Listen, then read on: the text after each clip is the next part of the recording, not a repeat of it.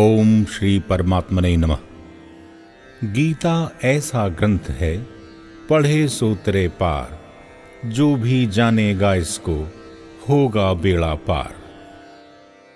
पहला अध्याय, अर्जुन विषाद योग। युद्ध का मैदान, दोनों ओर विशाल सेना लड़ने के लिए तैयार हैं और ऐसे में श्री कृष्ण भगवान द्वारा दिया गया उपदेश ही गीता का ज्ञान है। धृतराष्ट्र संजय से पूछते हैं, मेरे व पांडु के पुत्रों ने युद्ध के मैदान में क्या किया? क्योंकि धृतराष्ट्र अंधे थे और संजय को वेदव्यास जी ने दिव्य दृष्टि प्रदान की थी, जिससे वह संपूर्ण घटनाओं को देख व सुन सकते थे। दोनों सेनाएं युद्ध के मैदान में आमने सामने हैं। अर्जुन भगवान श्री कृष्ण को, जिनको वह अपना सखा मानता है और इस युद्ध में अर्जुन के रथ के सारथी बने हैं, कहता है, मेरे रथ को युद्ध के मैदान के बीच में ले चलो, क्योंकि मैं यह जानना चाहता हूं कि मुझे युद्ध किन से करना है। इस पर श्री कृष्ण भगवान रथ को युद्ध के मैदान के बीच खड़ा कर देते हैं, लेकिन युद्ध के मैदान में अपने रिश्तेदारों व गुरु को देखकर अर्जुन विषाद से भर जाता है और कृष्ण भगवान जी से कहता है कि यहां तो मेरे गुरु, पितामह, भाई, तात, रिश्तेदार अपने ही लोग हैं। मैं इनके साथ युद्ध कैसे कर सकता हूं?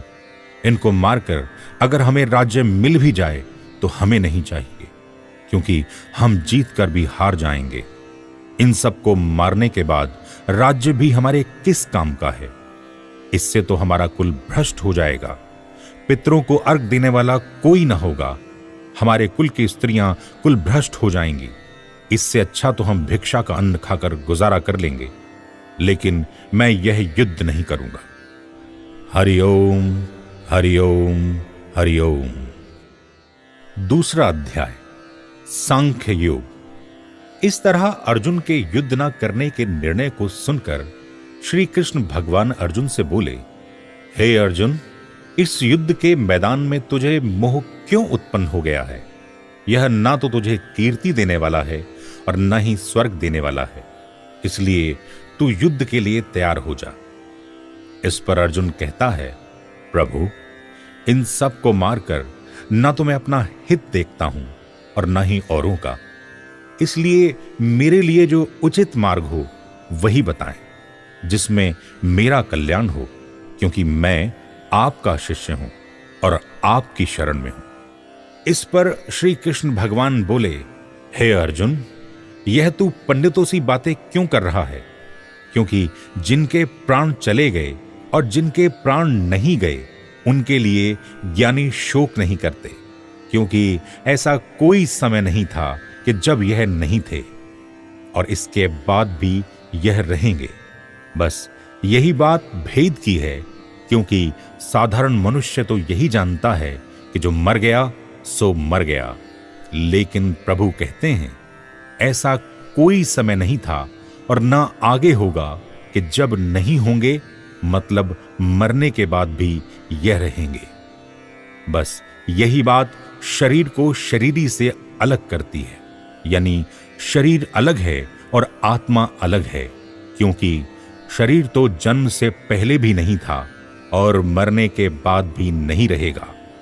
बीच में कुछ समय के लिए यह शरीर दिखाई देता है, परंतु यह मरने की तरफ ही जा रहा है, और जिस शरीर ने मर ही जाना है, उससे मोह और ममता कैसी?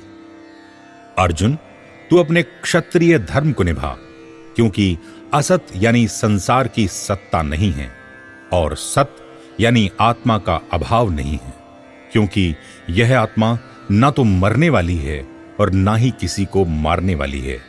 क्योंकि इस शरीर में जो शरीरी बैठा है और इस देह में जो देही बैठा है, यानी आत्मा, उसको किसी काल में भी मारा नहीं जा सकता। पुराने शरीर को छोड़कर नए शरीर को धारण करना, यह तो आत्मा के लिए वस्त्र बदलने के समान है। वस्त्र बदलने में बच्चे तो रोते हैं, बड़े नहीं। अर्जुन, मैं अब तुझको कर्म योग के विषय में कहता हूं। फल की इच्छा सहित किया गया तेरा कोई भी कर्म तेरे बंधन का कारण है। भोगों की प्राप्ति के लिए सकाम कर्म तेरे को इस संसार में और बांधते हैं।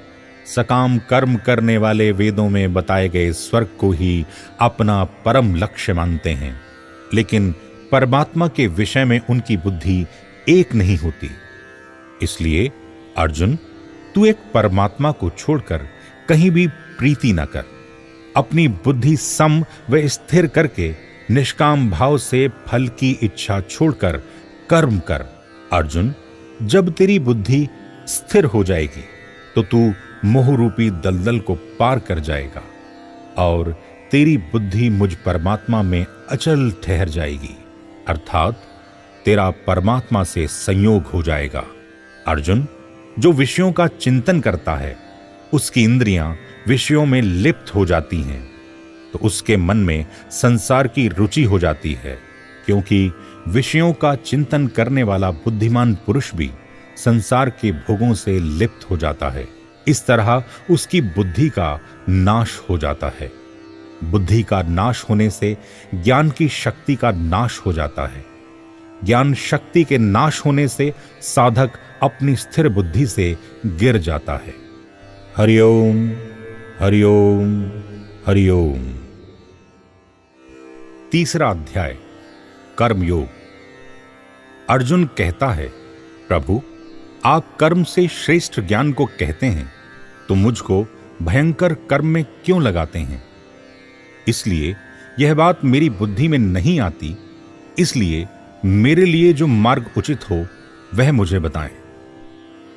हे अर्जुन, मनुष्य चाहे ज्ञान मार्ग से चले चाहे कर्म मार्ग से चले, उसे कर्म तो करना ही है, लेकिन जो फल की इच्छा व आसक्ति का त्याग करके कर्म करता है वह ही ज्ञानवान है। इसलिए अर्जुन, तू फल की इच्छा का त्याग करके कर्म कर, क्योंकि बिना कर्म करे तो किसी के जीवन का निर्वाह नहीं हो सकता। अर्जुन, मुझको तीनों लोकों में कोई कर्म करना शेष नहीं है, फिर भी मैं कर्म करता हूं, क्योंकि अगर मैं सावधान होकर कर्म ना करूं तो पीछे वाले लोग मेरा अनुसरण करेंगे और वह अपने मार्ग से भटक जाएंगे और कर्महीन हो जाएंगे। अर्जुन, तेरे शरीर में ताकत वाली यह इंद्रियां और उसके ऊपर मन और मन से ऊपर तेरी बुद्धि और बुद्धि से परे वो आत्मा है। इसलिए अर्जुन, तू अपने बैरी काम, क्रोध, लोभ, अहंकार व मोह को वश में कर और बुद्धि से परे अपनी आत्मा को जानकर ज्ञानवान बन जा। हरिओम हरिओम हरिओम। चौथा अध्याय, ज्ञान कर्म संन्यास योग। अर्जुन, यह योग मैंने सृष्टि के आदिकाल में सूर्य से कहा था, और सूर्य ने अपने बेटे मनु से कहा था, और मनु ने अपने पुत्र इक्ष्वाकु के प्रति कहा था। इस तरह यह योग परंपरा से चला आ रहा है, लेकिन इस समय यह लुप्त सा हो गया है। लेकिन अर्जुन, तू मेरा मित्र है, इसलिए मैं तुझे फिर से कहूंगा। इस पर अर्जुन कहता है, प्रभु, आपका जन्म तो अब हुआ है, सूर्य तो आदिकाल से है, तो आपने सूर्य के प्रति कैसे इस योग को कहा? इस पर भगवान कहते हैं, अर्जुन, तेरे व मेरे बहुत से जन्म इससे पहले भी हो चुके हैं, जिन्हें मैं तो जानता हूं, परंतु तू नहीं जानता। अर्जुन, यह 4 वर्ण गुणों व कर्मों के अनुसार मेरे द्वारा ही रचे गए हैं। अर्जुन, ब्राह्मण, क्षत्रिय, वैश्य और शूद्र अपने अपने कर्म के अनुसार मैंने ही रचे हैं, लेकिन फिर भी तू मुझको अलग ही जान। सारी सृष्टि को रचने वाला मैं ही हूं, पर फिर भी मैं करता नहीं हूं। अर्जुन, जो कार्यफल की इच्छा ममता व आसक्ति और अहंकार से कर्ता मानकर करेगा, ऐसा कर्म कर्म बंधन में मनुष्य को बांधेगा और यह कर्म ही कहलाएगा। और इसके विपरीत फल की इच्छा, ममता, आसक्ति व अहंकार का त्याग करके करेगा तो वह कर्म अकर्म हो जाएंगे। जो कि मनुष्य को इस संसार रूपी नदिया से पार कर देंगे। और निषिद्ध कर्म यानी कि विकर्म, जैसे दूसरे का धन हरना, स्त्री हरण, भूमि हरण, दूसरे को दुख देना, दूसरे के हित को न देखना, सिर्फ अपने हित को देखकर दूसरे का नुकसान करना, ऐसे सब कर्म विकर्म हैं। अर्जुन, द्रव्य यज्ञ से ज्ञान यज्ञ श्रेष्ठ है, क्योंकि यह सब कर्म तत्व ज्ञान में लीन हो जाते हैं। इसलिए अर्जुन, तू किसी तत्वज्ञानी महापुरुष के चरणों में अपने को अर्पित कर और जिज्ञासु बनकर प्रश्न कर, वह ही तुझको तत्वज्ञान का उपदेश देंगे। तत्वज्ञान के बाद तुझ में मोह उत्पन्न नहीं होगा और तुझ में समता आ जाएगी। अर्जुन, तू समता में स्थित होकर और मेरे परायण होकर सारे कर्म कर और युद्ध के लिए तैयार हो जा। हरिओम हरिओम हरिओम। 5वां अध्याय, कर्म संन्यास योग। अब अर्जुन के मन में यह संशय हो गया कि प्रभु, आप कभी तो ज्ञान योग की प्रशंसा करते हैं और कभी कर्म योग की। मुझे इसमें जो मार्ग मेरे लिए उचित हो वह मुझसे कहें। इस पर प्रभु कहते हैं कि अर्जुन, कर्म संन्यास अर्थात कर्म न करने से तो कर्म करना ही श्रेष्ठ है। अर्जुन, ज्ञान योग द्वारा भी मेरे को ही जाना जाता है और कर्म योग द्वारा भी मैं ही जाना जाता हूं। लेकिन अर्जुन, कर्म योग के बिना ज्ञान योग का सिद्ध होना भी कठिन है। अर्जुन, जिसका मन व इंद्रियां बस में हैं, ऐसा कर्म योगी भी शीघ्र ब्रह्म को प्राप्त हो जाता है। अर्जुन, कर्मयोगी फल की इच्छा का त्याग करके शांति को प्राप्त करता है। ज्ञान योगी मन व इंद्रियों को वश में करके विवेकपूर्ण कर्म करके मुझ में स्थित रहता है और भक्ति योग वाला मेरी शरण होकर अपने कर्म मुझको अर्पण करके मेरी भक्ति को प्राप्त होता है, क्योंकि उसकी दृष्टि में ब्राह्मण व चांडाल, हाथी, गाय, कुत्ते में एक परमात्मा की सत्ता ही समरूप से है। ऐसा समता में स्थित साधक ही जीवन मुक्त है। हरिओम हरिओम हरिओम। 6वां अध्याय, ध्यान योग। 5वें अध्याय में अर्जुन ने पूछा था कि प्रभु, ज्ञान मार्ग व कर्म मार्ग में कौन सा मार्ग उत्तम है, वह मुझसे कहें। इसी बात को श्री कृष्ण भगवान आगे कह रहे हैं कि अर्जुन, जो फल की इच्छा छोड़कर कर्तव्य कर्म करता है वह सन्यासी व योगी ही है। अर्जुन, जो अहंकार रहित, संकल्प रहित है और विषयों का चिंतन नहीं करता और संसार से विमुख होकर कर्तव्य कर्म करता है, उसके लिए आत्मा उसका मित्र है, और जो इसके विपरीत है उसके लिए उसकी आत्मा शत्रु के समान है।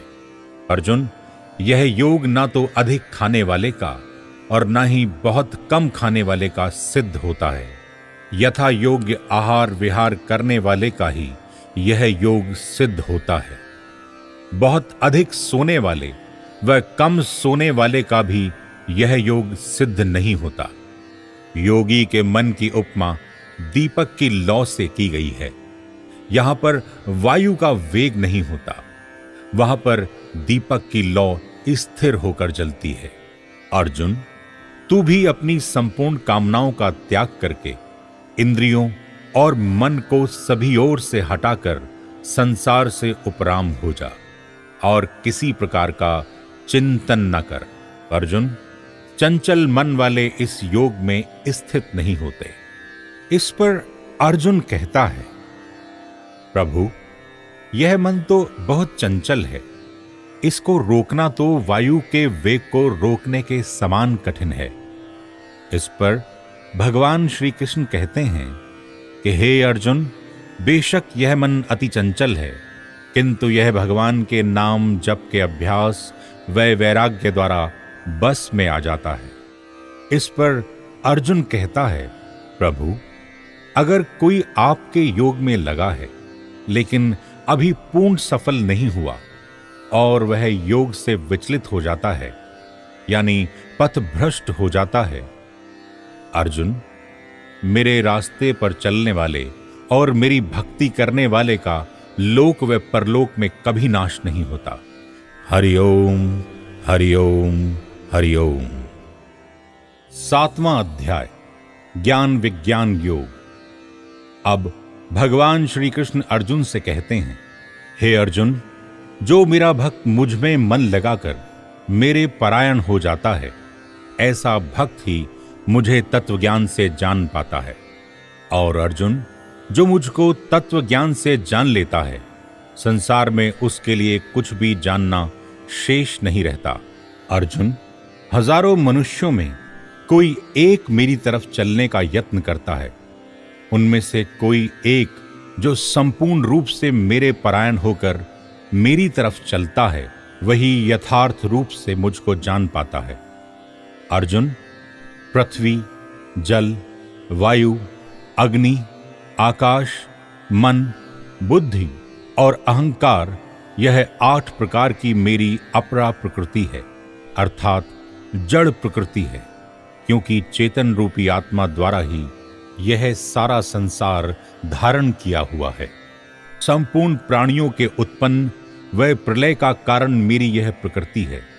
अर्जुन, संसार के उत्पन्न व प्रलय का कारण तू मुझको ही जान। मेरे सिवाय जगत का कोई दूसरा कारण नहीं है। अर्जुन, सूत की माला में जिस प्रकार सूत ही सूत है, सोने के गहनों में जिस प्रकार सोना ही सोना है, इसी प्रकार सारे जगत में मैं ही मैं हूं। अर्जुन, 4 प्रकार के मेरे भक्त होते हैं, जो कि मेरा भजन करते हैं।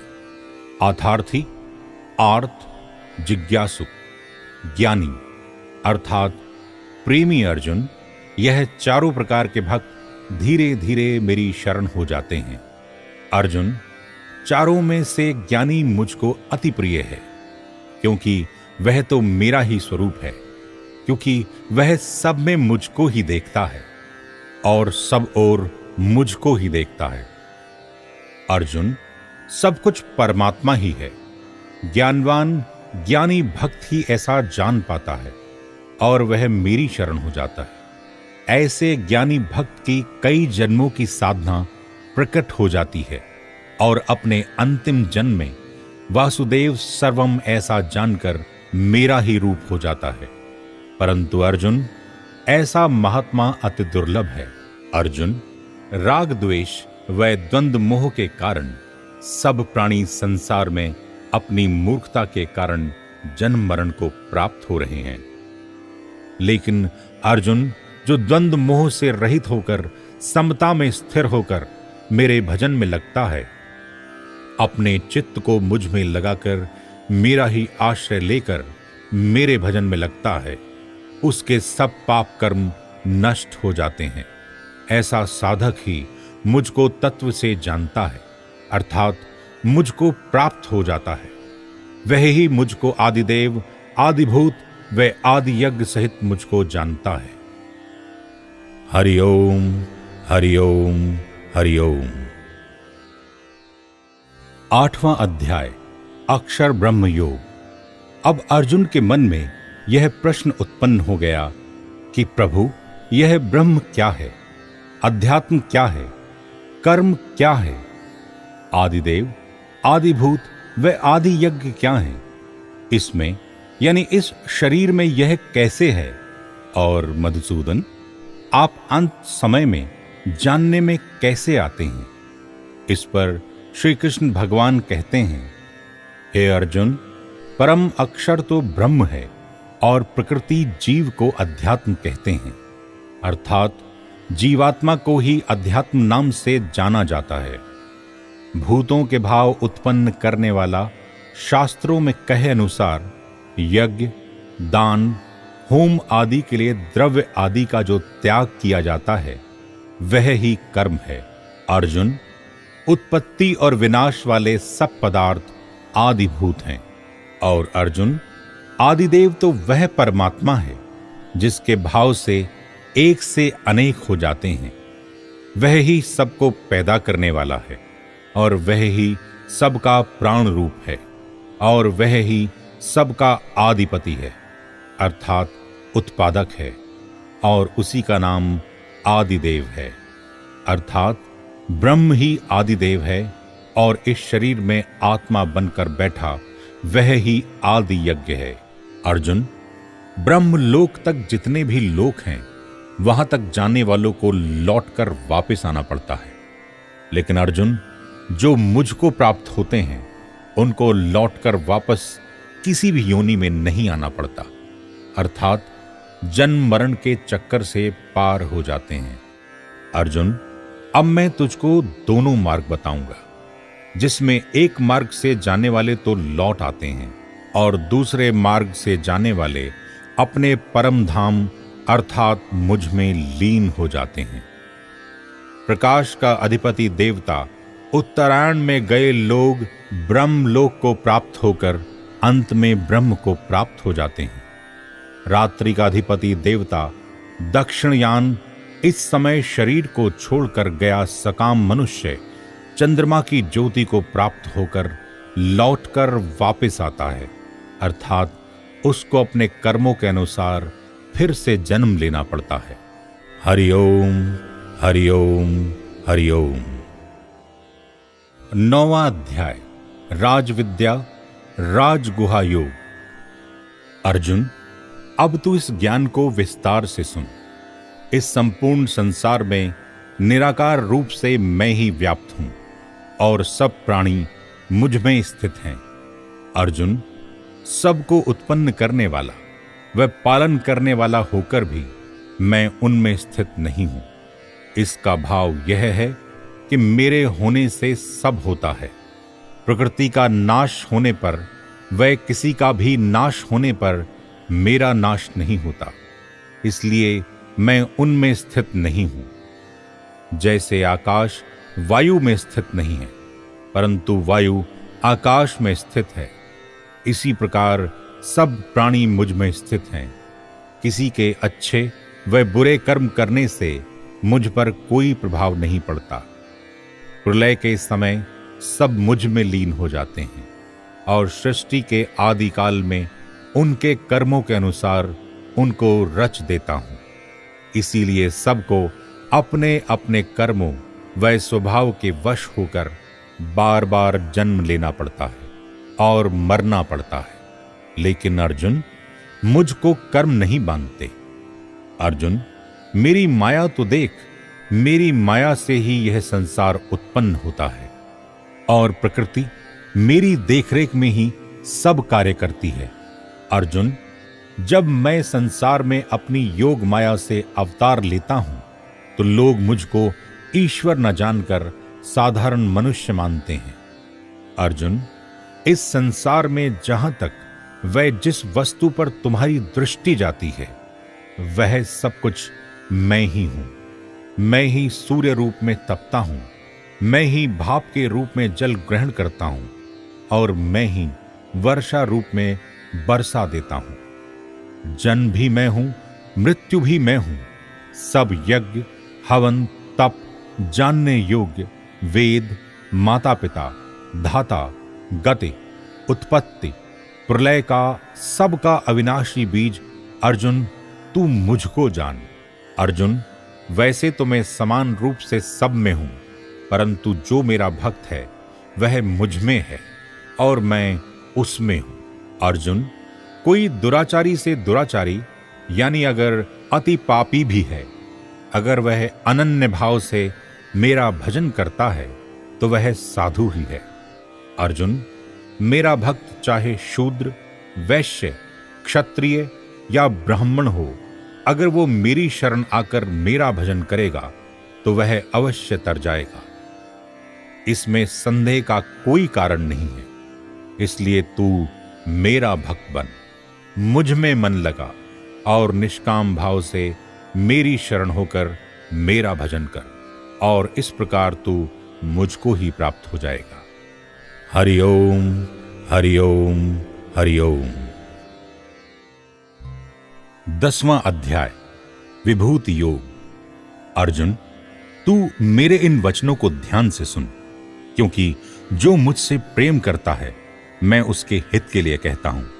अर्जुन, मेरे प्रकट होने को ना तो देवता जानते हैं और ना ही महर्षि, क्योंकि मैं सबका आदि कारण हूं। और जो भक्त मुझको अजन्मा, अनादि व सबका ईश्वर जान लेता है और संदेह रहित होकर मुझको परम ईश्वर मान लेता है, वह ही ज्ञानवान है और वह ही सब पापों से मुक्त है। अर्जुन, मनुष्य के अंदर उठने वाले सब भाव मुझसे ही उत्पन्न होते हैं। अर्जुन, 4 सनक आदि व 7 महर्षि और 14 मनु मेरे संकल्प से ही उत्पन्न हुए हैं, और यह सारा संसार इनकी ही प्रजा है। और जो भी मुझ परमात्मा को इस सृष्टि का मूल कारण मान लेता है, वह ही भजन करता है और मेरी शरण हो जाता है। अर्जुन, ऐसा भक्त ही मेरा गुणगान करता है, मुझ में ही संतुष्ट रहता है और मुझसे ही प्रेम करता है, जिससे उसको मेरी प्राप्ति हो जाती है। ज्ञान दीपक के द्वारा ही उनके अज्ञान का नाश हो जाता है। अर्जुन, अमृत में से प्रकट होने वाला उयैश्व घोड़ा मैं हूं और हाथियों में ऐरावत हाथी मैं हूं। अर्जुन, मनुष्यों में राजा और शस्त्रों में इंद्र का अस्त्र, वज्र और गौ में कामधेनु गाय मैं ही हूं। अर्जुन, संतान की उत्पत्ति हेतु कामदेव मैं हूं। सर्पों में सर्पराज वासुकी मैं हूं। नागों में शेषनाग और जलचरों में उनका आदिपति वरुण देवता हूं। और पितरों में अर्यमा और सब पर शासन करने वाला यमराज, दैत्यों में प्रहलाद, गणना करने के लिए काल, पशुओं में सिंह और परिंदों में गरुड़, पवित्र करने के लिए वायु, शास्त्रधारियों में राम, जल जंतुओं में मगरमच्छ और नदियों में गंगा मैं ही हूं। अर्जुन, वासुदेव पुत्र कृष्ण, पांडवों में अर्जुन, मुनियों में वेदव्यास, कवियों में शुक्राचार्य, नीति, मौन, ज्ञान, सबका मूल बीज, चल अचल कोई भी प्राणी मेरे बिना नहीं है। अब और विस्तार से क्या कहूं? अर्जुन, सब कुछ मैं ही हूं। इस सारे जगत को अपनी योग माया से एक अंश मात्र से धारण करके स्थित हूं। अर्जुन, यह मैंने तुझे अपनी विभूतियों को संक्षेप में कहा है। हरिओम हरिओम हरिओम। 11वां अध्याय, विश्वरूप दर्शन योग। अर्जुन, तू मेरा ईश्वर रूप इन आंखों से नहीं देख सकता, इसलिए मैं तुझे दिव्य चक्षु देता हूं, जिससे तू मेरा विराट रूप यानी ईश्वर रूप देख पाएगा। अर्जुन भगवान के दिव्य रूप को देखता है कि भगवान के सब ओर मुख हैं, सब ओर नेत्र हैं, हाथों में अनेक शस्त्र हैं, सब ओर हाथ हैं, हाथों में अनेक मालाएं हैं और अलौकिक वस्त्र धारण किए हैं। उनके ललाट पर चंदन लगा है और हजारों सूर्य मिलकर भी उस विराट के समान प्रकाश नहीं कर सकते। परमात्मा के शरीर में ही सारे जगत को देखकर अर्जुन चकित हो रहा है और रोमांचित होकर बार बार मस्तिष्क झुकाकर अपने प्रभु को प्रणाम करके बोला, हे प्रभु, मैं आपके शरीर में सब देवताओं को, सब प्राणियों को व कमल आसन पर बैठे ब्रह्मा जी को देख रहा हूं। आपके शरीर में ही मैं शंकर जी व सब ऋषियों को देख रहा हूं। आपका आदि व अंत मुझको कहीं भी दिखाई नहीं देता। प्रभु, आपके सब ओर मुख, हाथ एवं भुजाएं और बड़ी बड़ी टांगों को देखकर सब व्याकुल हो रहे हैं। आप ही आकाश को स्पर्श कर रहे हैं, अर्थात सब ओर आप ही आप हैं। प्रभु, आपके इस रूप को देखकर मैं भयभीत हो रहा हूं और मुझको शांति प्राप्त नहीं हो रही। प्रलय काल की अग्नि के समान सब ओर आपके मुखों को देखकर मुझे दिशाओं का ज्ञान भी नहीं हो रहा। इसलिए प्रभु, आप प्रसन्न हो। इस पर प्रभु कहते हैं, हे अर्जुन, इस समय मैं इन सब का काल बनकर आया हूं, और यह जो प्रतिपक्ष के योद्धा खड़े हैं, यह तुम्हारे युद्ध ना करने से भी नहीं रहेंगे। इनका नाश अवश्यमयी है। इसलिए युद्ध के लिए तैयार हो जा और युद्ध का निमित्त बन के यज्ञ को प्राप्त करो और राज्य को भोगो, क्योंकि यह सब तो मेरे द्वारा पहले ही मारे हुए हैं। तू तो मात्र निमित्त बनकर इनको मारेगा। प्रभु, आप मुझे अपना शांत विष्णु रूप दिखाएं। मैं आपको वैसे ही चतुर्भुज रूप में देखना चाहता हूं। प्रभु, आप प्रसन्न हों। इस पर भगवान कहते हैं, अर्जुन, यह विराट रूप यानी कि विश्व रूप जो तुझको दिखाया है, इसको तेरे सिवाय पहले किसी ने नहीं देखा।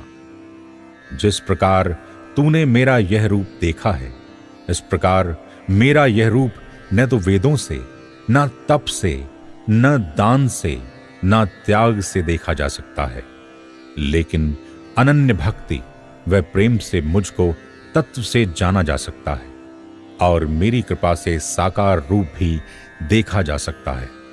अर्जुन, मेरे लिए कर्म करने वाला मेरा प्रेमी भक्त, आसक्ति व बैर भाव रहित भक्त ही मुझको प्राप्त होता है। हरि ओम, हरि ओम, हरि ओम। 12वां अध्याय, भक्ति योग। भगवान कहते हैं, अर्जुन, जो मुझ में मन लगाकर मुझ में श्रद्धा रख के मेरे सगुण साकार की भक्ति करता है, वह ही उत्तम साधक है।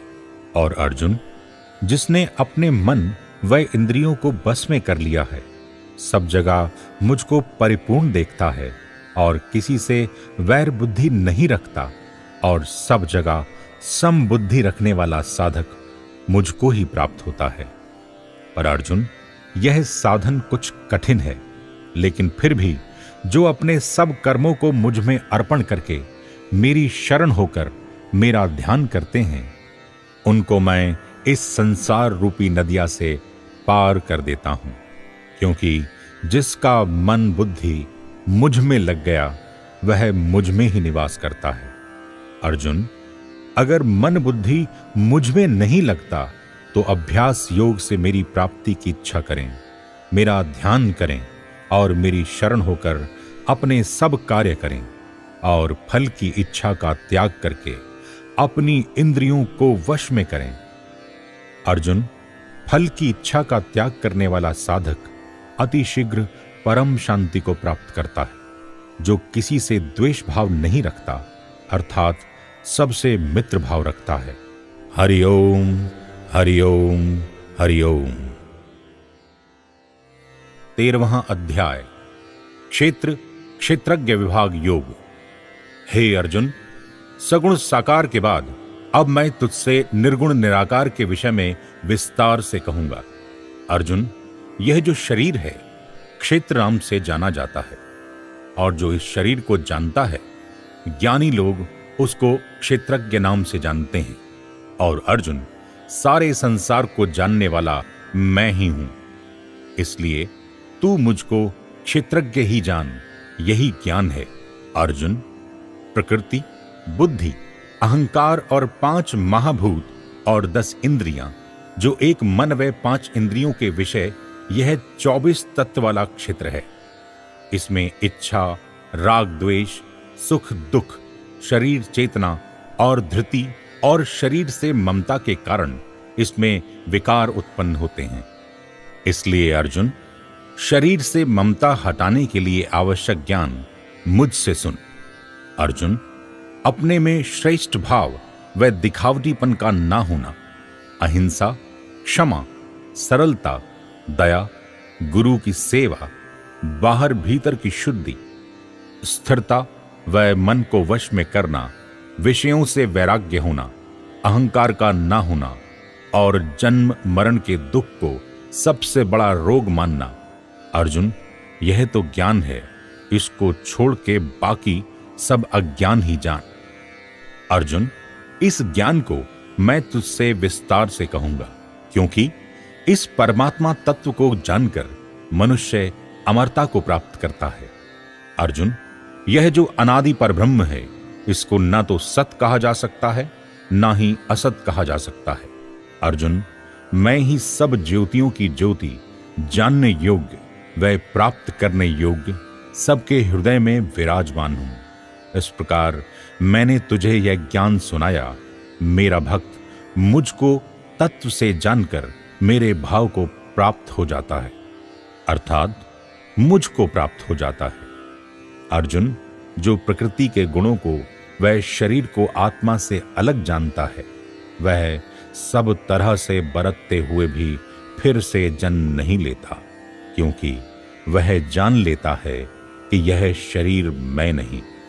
अर्जुन, जैसे सब ओर आकाश है, पर वह किसी से लिप्त नहीं है, उसके अंतर्गत ही वायु, जल, अग्नि, पृथ्वी हैं, परंतु आकाश किसी से भी लिप्त नहीं होता है।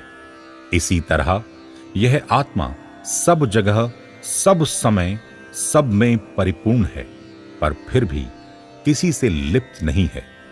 अर्जुन, जिस तरह एक सूर्य सारे संसार को प्रकाशित करता है, इसी प्रकार क्षेत्रज्ञ यानी आत्मा के द्वारा ही सब प्रकाशित होते हैं।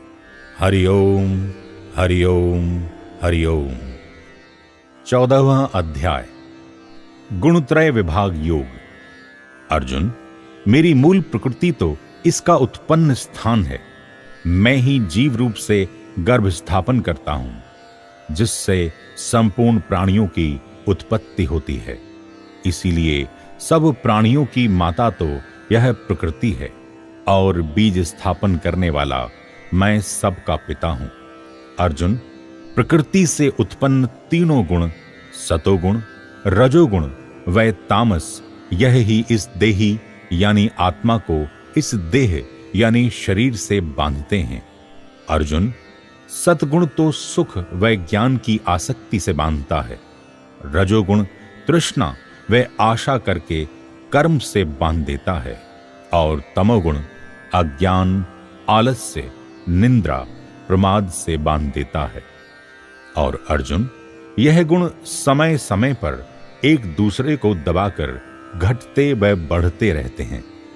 अर्जुन, जब मनुष्य में विवेक प्रकट होता है तो वह शुभ कार्यों में लगता है, तो उस समय उसका सतोगुण अधिक होता है, और अगर उसके मन में लोभ व नए नए कर्म करने का विचार है तो समझो कि रजोगुण की अधिकता है, और कामना करने की वृत्ति, आलस्य, प्रमाद है, तो उस समय उसमें तमोगुण अधिक है। अर्जुन, सत्वगुण तो ज्ञान व प्रभु की ओर लेकर जाता है, रजोगुण कर्म व लोभ की ओर, तथा तमोगुण आलस, प्रमाद व मोह की तरफ ले जाता है। अब अर्जुन कहता है, प्रभु, आपके भक्त के लक्षण क्या होते हैं? वो कैसा आचरण करता है, और वो कैसे तीनों गुणों से पार हो जाता है? इस पर भगवान कहते हैं, अर्जुन, मेरा भक्त ये जानता है कि गुण ही गुणों में बरत रहे हैं, इसलिए अर्जुन वह विचलित नहीं होता और समभाव से अपने स्वरूप में स्थित रहता है, और वह सुख दुख में सम रहता है, और मिट्टी सोने को एक मानता है। मान अपमान, मित्र शत्रु में समता में स्थित रहता है, और वह नए नए कर्मों को आरंभ नहीं करता, क्योंकि वह गुणातीत हो गया है। ऐसा भक्त ही ब्रह्म प्राप्ति का अधिकारी होता है, और सुख दुख का आधार केवल मैं ही हूं। इसलिए ऐसा भक्त तीनों गुणों को पार करके मुझको ही प्राप्त हो जाता है। हरिओम हरिओम हरिओम। 15वां अध्याय, पुरुषोत्तम योग। अर्जुन की जिज्ञासा शांत करने के लिए प्रभु उसको कहते हैं, अर्जुन, यह जो संसार रूपी वृक्ष है, इसका मूल यानी जड़ ऊपर की ओर है। उस वृक्ष के पत्ते वेद व शास्त्र हैं, और जो इस बात को जानता है, इस संसार रूपी वृक्ष का मूल परमात्मा ही है, वह मुझको जानने वाला है। वह वेदों को जानने वाला है, क्योंकि इस संसार रूपी वृक्ष की शाखाएं सब ओर फैली हुई हैं। इस संसार में मनुष्य सतोगुण, रजोगुण व तामस गुण के द्वारा बंधता है। अर्जुन, इस संसार का न तो आदि है और न ही अंत है, और तो और इसमें कोई स्थित भी नहीं हो सकता। अर्जुन, इसलिए मनुष्य जन्म प्राप्त होने पर इस संसार में परम पद परमात्मा की खोज करनी चाहिए, जिसको प्राप्त करने के बाद इस संसार में वापस नहीं आना पड़ता। लेकिन अर्जुन, मुझको वो ही प्राप्त होते हैं जो काम व मोह से रहित हैं और अपनी संपूर्ण कामनाओं को छोड़कर आसक्ति का त्याग करके सुख दुख से परे मुझ परमात्मा को प्राप्त होते हैं। अर्जुन, जिस प्रकार वायु गंध को एक स्थान से दूसरे स्थान पर ले जाती है, इसी प्रकार यह आत्मा एक शरीर को छोड़कर दूसरे शरीर में मन, इंद्रियां व वासनाओं को साथ लेकर प्रवेश कर जाती है। अर्जुन, यह जीवात्मा मन का आश्रय लेकर ही पांचों इंद्रियों का सेवन करती है। नाक, कान, जीभ, आंख व त्वचा इन विषयों में रमन करती है। अर्जुन, मैं क्षर व अक्षर से उत्तम हूं, इसलिए लोक व वेदों में पुरुषोत्तम के नाम से जाना जाता हूं। इसलिए अर्जुन, जो मोह रहित मेरा भक्त मुझको ही परमपिता परमात्मा अर्थात पुरुषोत्तम जानता है, वह ही मेरा उत्तम भजन करता है और वह ही मेरा उत्तम भक्त है। अर्जुन, यह अति गोपनीय ज्ञान मैंने तुझसे कहा है। इसी ज्ञान को जानकर मेरा प्रिय भक्त ज्ञानवान हो जाता है, यानी कि ज्ञात ज्ञातव्य, प्राप्त प्राप्तव्य, कृत कृतव्य हो जाता है। इसके बाद मेरे भक्त के लिए कुछ भी जानना, करना व प्राप्त करना शेष नहीं रहता और वह सब ओर से संतुष्ट होकर मुझको ही प्राप्त हो जाता है। हरि ओम, हरि ओम, हरि ओम। 16वां अध्याय, देवी आसुरी संपद विभाग योग। अर्जुन, अब मैं तुझको देवी संपदा व आसुरी संपदा के बारे में विस्तार से बताऊंगा, क्योंकि सारे संसार में दो तरह के प्राणी हैं, या तो वह देवी संपदा को प्राप्त हैं या फिर आसुरी प्रवृत्ति के हैं। अर्जुन, मैं पहले तुझे देवी संपदा वालों के लक्षण कहता हूं। भय का अभाव यानी अभय, अंतःकरण की शुद्धि, ज्ञान के योग में स्थिति, इंद्रियों का दमन, मन का शमन, सात्विक दान, कर्तव्य पालन, स्वाध्याय, शरीर मन वाणी की सरलता, अहिंसा, सत्यवादी, क्रोध न करना, राग द्वेष व कामना का त्याग, निंदा न करना, दयावान, धैर्यवान, कामना का त्याग, संसार के किसी पदार्थ की इच्छा न करना, हृदय से कोमल व क्षमावान, बैर भाव रहित, तेजवान व मान को न चाहने वाला। अर्जुन, यह सब देवी संपदा वाले साधक के लक्षण हैं। और इसके विपरीत घमंड करना, अभिमान करना, हृदय से कठोर व क्रोधी, दंभी व आलस्य, यह सब आसुरी संपदा के लक्षण हैं। अर्जुन, जिनमें आसुरी संपदा के लक्षण अधिक होते हैं, उनमें देवी संपदा के लक्षण लुप्त हो जाते हैं। अर्जुन, देवी संपदा तो मुक्ति के लिए है और आसुरी संपदा तो संसार में बंधन का कारण है। लेकिन अर्जुन, तू चिंता न कर, तू देवी संपदा को प्राप्त है।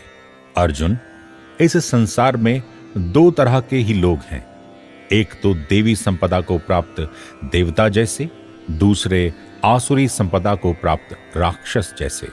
अर्जुन, परम गति को प्राप्त करने के लिए काम, क्रोध, लोभ, मोह, अहंकार का त्याग अति आवश्यक है।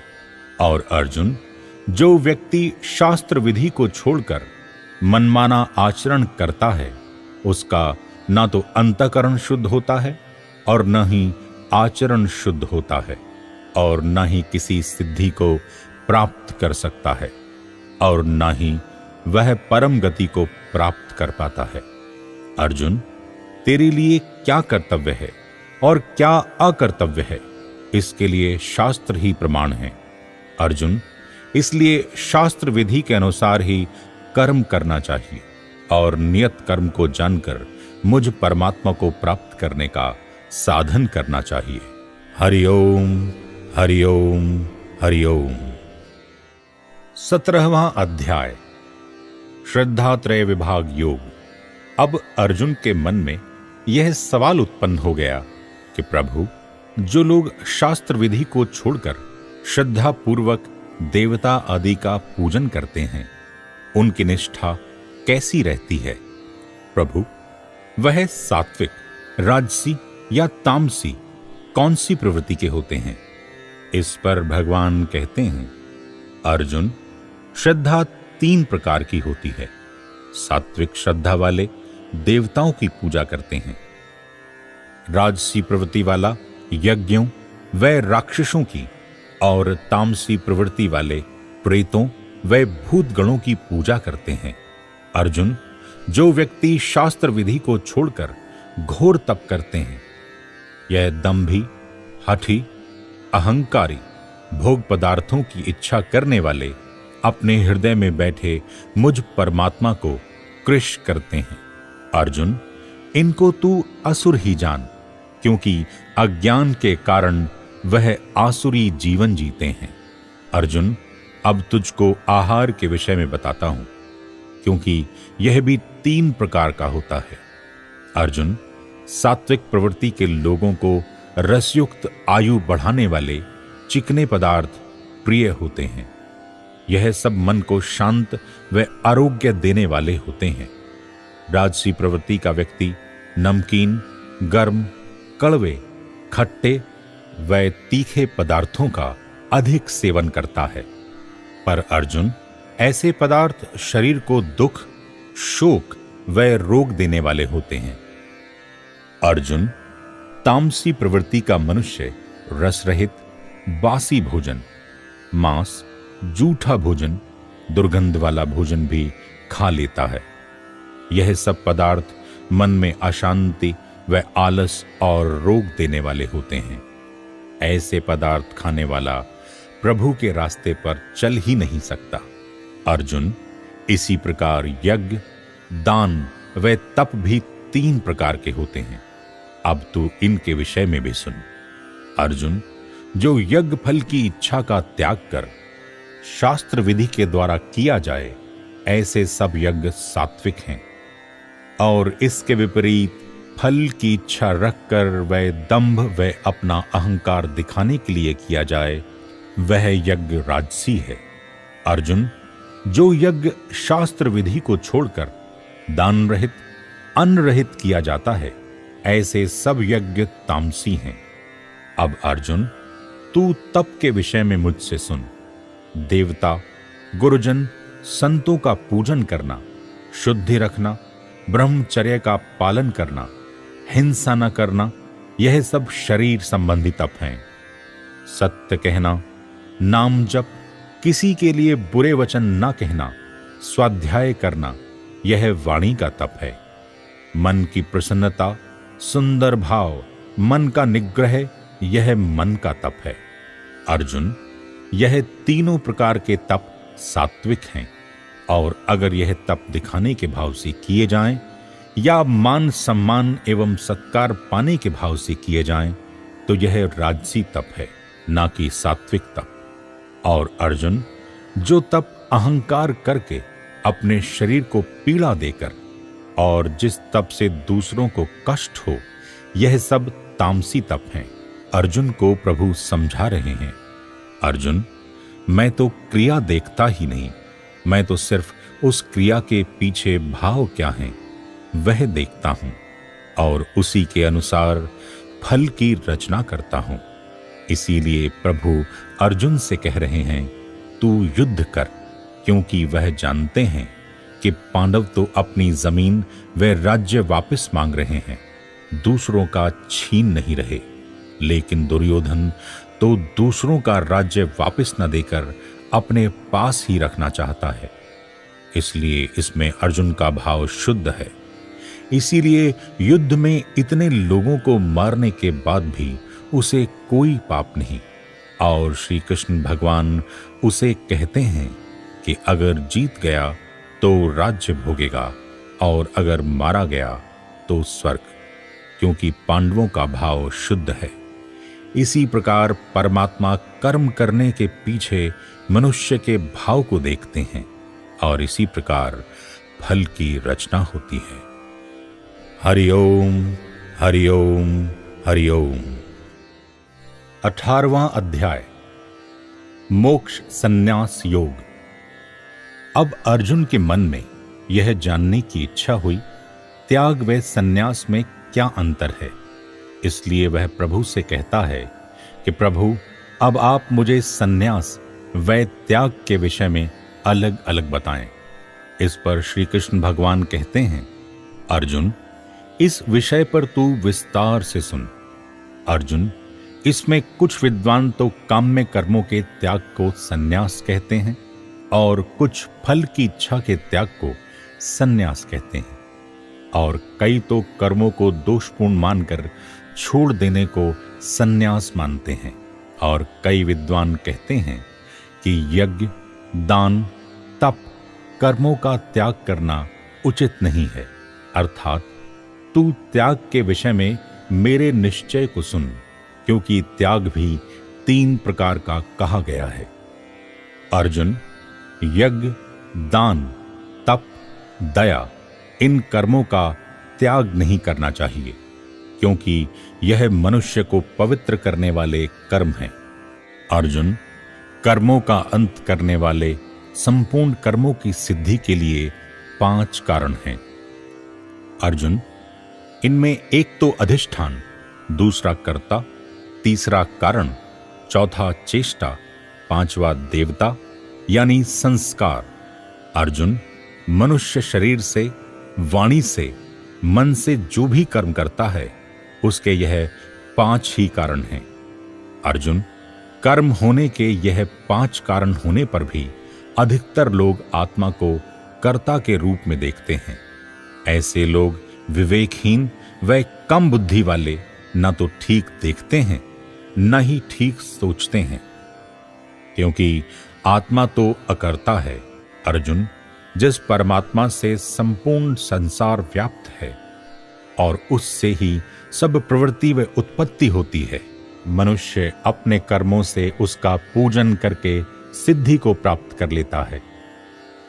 अर्जुन, परधर्म से श्रेष्ठ स्वधर्म है। स्वभाव से नियत कर्म करता हुआ मनुष्य पाप को प्राप्त नहीं होता। अर्जुन, दोष से युक्त होने पर भी अपने सहज कर्म का त्याग नहीं करना चाहिए।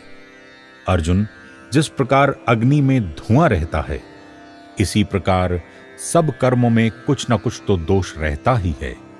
अर्जुन, जिसका मन वश में है और बुद्धि में संसार की आसक्ति नहीं है और स्पृहा रहित होकर ज्ञान योग द्वारा निष्कर्मता को प्राप्त कर लेता है। अर्जुन, मोह व अहंकार के कारण तू यह सोचता है कि मैं युद्ध नहीं करूंगा, तो यह तेरा निश्चय गलत है, क्योंकि तू क्षत्रिय है और तेरी प्रकृति के वश होकर तुझको युद्ध करना ही पड़ेगा।